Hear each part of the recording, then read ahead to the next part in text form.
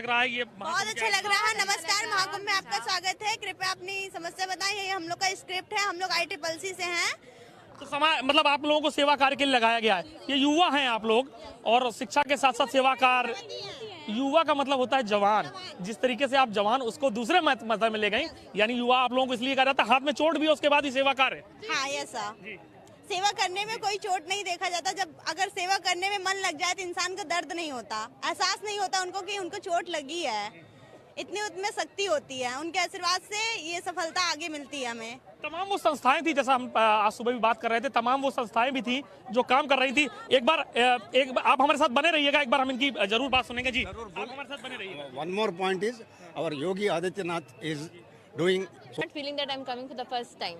I'm feeling so confident about it. बिल्कुल अपना घर लग रहा है। हम फिर से किस नाम से आपकी संस्था है सर? किस तरीके से सेवा कार्य करते हैं? कितने लोग हैं आपकी टीम में? सर हाँ सर, हम लोग Prayagraj smart city helpline number और महाकुंभ में आने वाले जो श्रद्धालु हैं सर, और उन्हें कोई समस्या होती है तो वो 1920 पे कॉल करेंगे। फिर उनकी समस्या सबसे पहले सर हम लोग उनसे कांटेक्ट में आएंगे।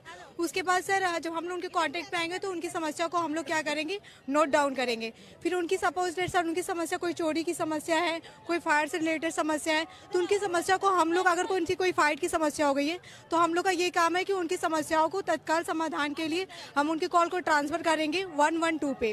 सपोज अगर कोई फायर से रिलेटेड समस्या होती है तो उनके कॉल को हम फायर डिपार्टमेंट ट्रांसफर कर देंगे। तो सर ये हम लोग इसलिए कर रहे हैं, हम लोग को यहाँ पे हमारी जो कंपनी है वो नोएडा सी कंपनी है और सिनर्जी टेलीमेस्टिक प्राइवेट लिमिटेड हमारी कंपनी है।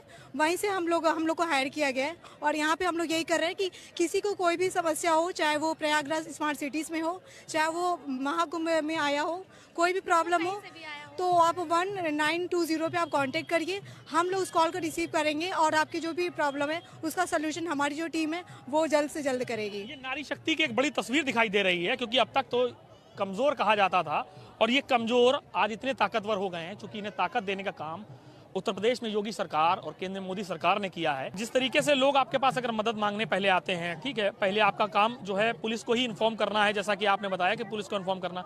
कई बार कुछ ऐसे इंसिडेंट होते हैं जिन्हें देख के घबराहट होती है, तो ट्रेनिंग में आपको इस तरीके की पूरी ट्रेनिंग है कि आप उस सिचुएशन को फेस करके आप किसी तरीके से भयभीत ना होते हुए उसकी पीड़ित की मदद करेंगे। यस सर, हम लोग को पूरी अच्छी तरीके से ट्रेनिंग दी गई। कैसे उन लोग की मान लीजिए प्रॉपर्टी थेफ्ट डैमेज, यानी कि चोरी भी हो रही है और साथ में उनका कुछ डैमेज भी हो रहा है, उन्हें चोट चपेट भी आ रही है, तो हमें वहाँ पे घबराना नहीं है।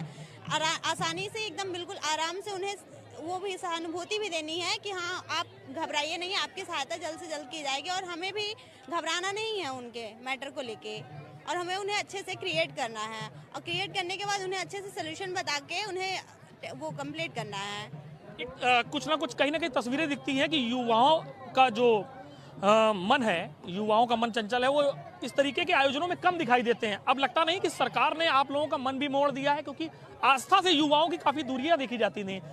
युवा तो खेल में और तमाम चीज़ों में रहते थे, अब आस्था में और आप सेवा कार्य में क्या देखते हैं, क्या महसूस करते हैं? देखिए, आस्था से जुड़ना कोई बुरी बात नहीं है। आस्था, अगर आप एक भक्ति में लीन होते हैं तो भक्ति से बहुत शांति मिलती है।